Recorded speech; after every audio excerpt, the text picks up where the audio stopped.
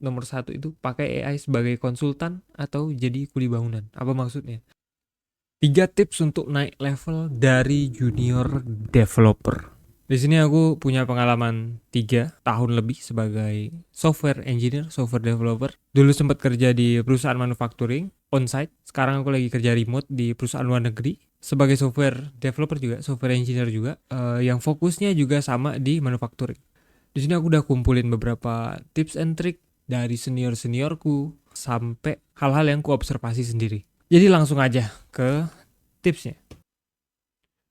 Satu, perbaiki fundamental. Oke, di sini yang paling atas itu basic programming, functional dan OP.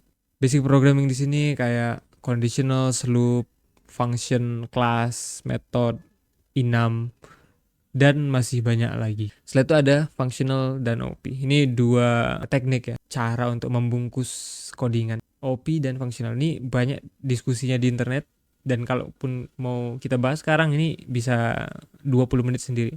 Setelah itu ada code arsitektur. Di sini ada modular sama layer. Secara general ya, segala macam arsitektur apapun itu namanya, itu bisa kita kategorikan jadi modular atau layer. Kalau layer, dia aplikasi kita potong secara horizontal, oke? Kalau misalnya modular, dia secara vertikal. Kayak mana maksudnya? Kalau layer itu, misalnya contohnya itu Laravel kalian, biasanya kan ada view, controller, service, repo. Nah, itu layer, layer, layer, layer. Oke. Kalau modular itu biasanya digolang misalnya. Ada modul authentication, ada modul user, ada modul inventory atau apalah yang kalian lagi bikin. Itu perbedaannya. Untuk lebih lengkapnya gimana, nanti mungkin kita bisa bikin video tentang ini. Setelah itu pahami full stack development, oke? Literally dari front end, back end sampai deployment, oke? Even kalian mau belajar jadi back end developer doang gitu, kalian butuh skill front end karena once in a while kalian bakal disuruh bikin front end. Setelah itu deployment. Sebenarnya dulu mungkin nggak terlalu ini kali ya, required kali. Tapi zaman sekarang kayaknya hampir di semua job posting itu Azure, AWS, GitHub, GitHub Action itu sangat dibutuhkan. Itu untuk nomor satu. Pakai AI secara efektif dan efisien. Zaman sekarang pakai AI ya. Kalau nggak pakai kita bakal at severe disadvantage. Bukan disadvantage aja, severe disadvantage. Aku bakal jelasin. Pertama ini ada nomor satu itu pakai AI sebagai konsultan atau jadi kuli bangunan. Apa maksudnya? Agak aneh sebenarnya aku sebut kayak ini. Tapi kalian bakal paham real quick. Jadi gini, sebagai konsultan, let's say aku lagi mau bikin aplikasi ini kan. Aku bilang ke AI, aku mau bikin aplikasi kayak gini, aplikasi warehouse, let's say, aplikasi warehouse. Apa-apa aja bahasa pemrograman yang cocok untuk pembuatan aplikasi ini. Karena rencananya emang pengen long term. Dikasih lah A, B, C, D, E, F, G requirementnya kan. Ternyata yang bagus ASP.NET, Java Spring Boot, segala macam. Nah, tapi tim kita pengen React. Oke, tim kita pengen pakai React. Jadi ditanya lagi ke AI-nya. AI, aku pengen pakai React untuk front end ya. Gimana menurutmu? Nanti AI-nya ada kemungkinan balas kayak gini. React itu masih sangat sering berubah setiap tahunnya. Oke.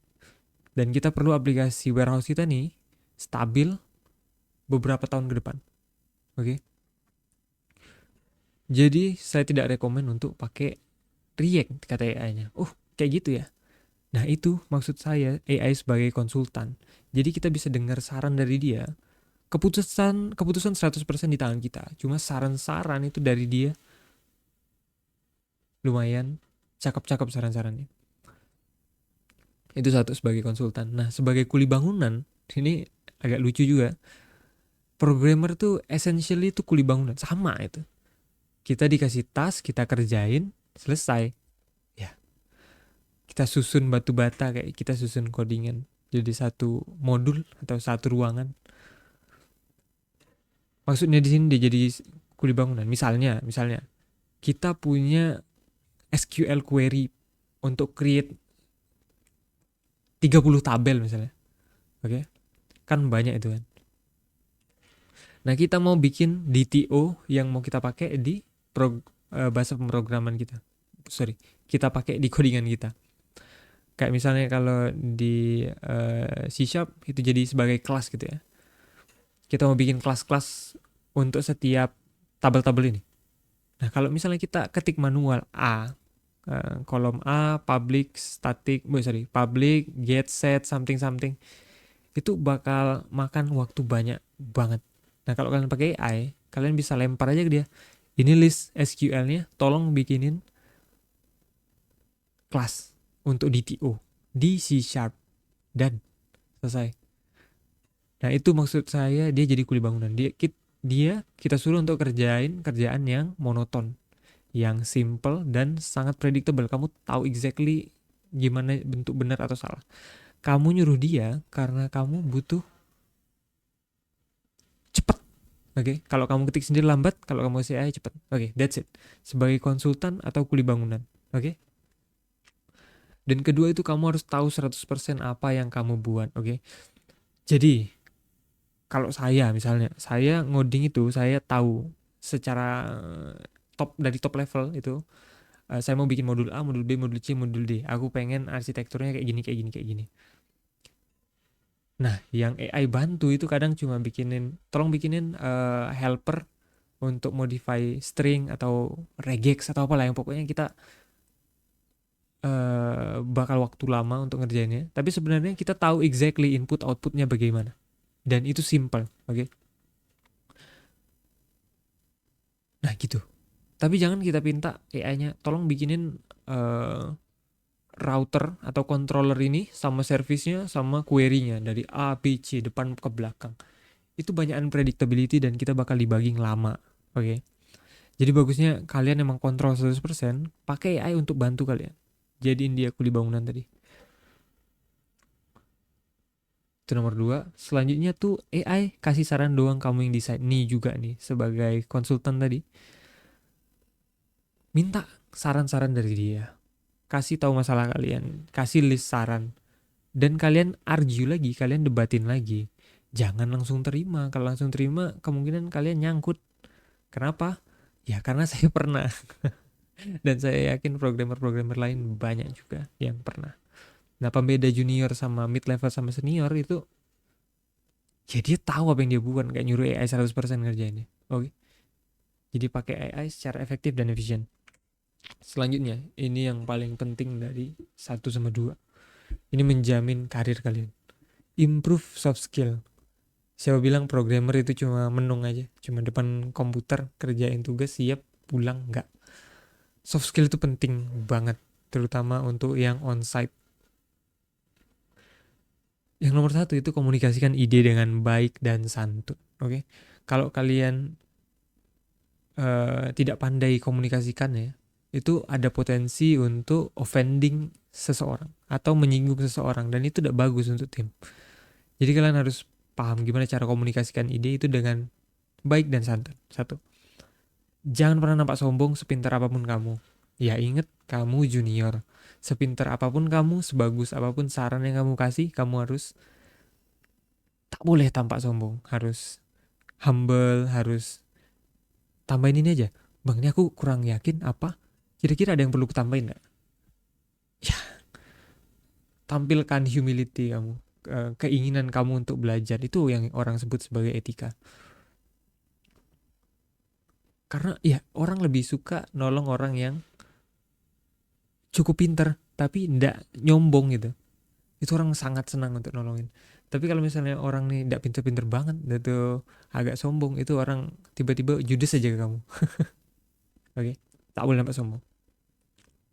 Dan yang terakhir itu belajar regulasi stres secara efisien. Karena kerjaan programmer itu lumayan stressful, karena dari bosnya bos kita nih, dia nekan kita cut projectnya jadi 70% waktu awal. Nah, kalian mau tidak mau ya harus kompres waktu itu, dan itu bakal sangat stressful. Nah, ini kita harus belajar cara regulasi stres.